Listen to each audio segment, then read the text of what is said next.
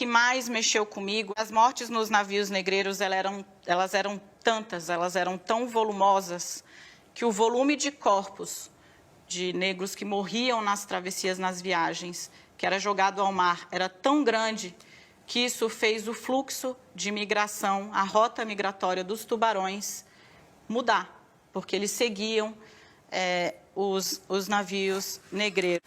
Bem, essa é basicamente uma história de dor e sofrimento. Você não pesquisa, não escreve, não lê sobre a escravidão como se estivesse dando um passeio. Essa é a maior tragédia brasileira. No passado, no presente, eu diria que por bom tempo no futuro, a escravidão é uma tragédia em andamento. Mas o que me surpreendeu muito foram os números, né? São números de escala industrial. Então, saíram da África cerca de 12,5 milhões de seres humanos vendidos como mercadoria.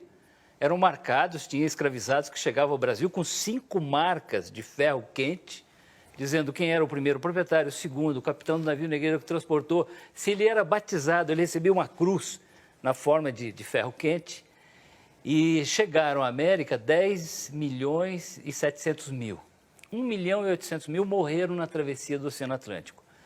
Isso é um número tão grande que, se você dividir pelo número de dias, dá 14 cadáveres, em média, lançados ao mar todos os dias, ao longo de 350 anos. Ao ponto de haver testemunhas da época dizendo que isso alterou o comportamento dos cardumes de tubarão do oceano, que passaram a se aglutinar ao redor dos navios negreiros ou mesmo a seguir esses navios.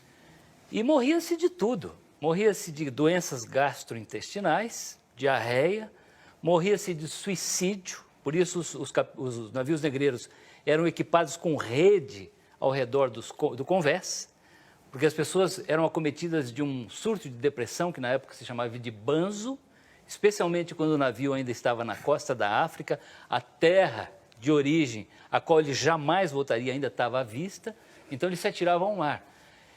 Morria-se de rebelião, os navios eram fortalezas flutuantes, havia barricadas, a tripulação ficava armada o tempo todo, como se fosse numa penitenciária, porque a qualquer momento poderia ter uma repressão, uma rebelião.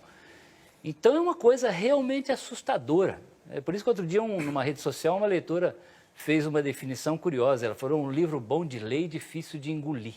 E é isso mesmo. Verdade. Uai, seu app de vídeos curtos.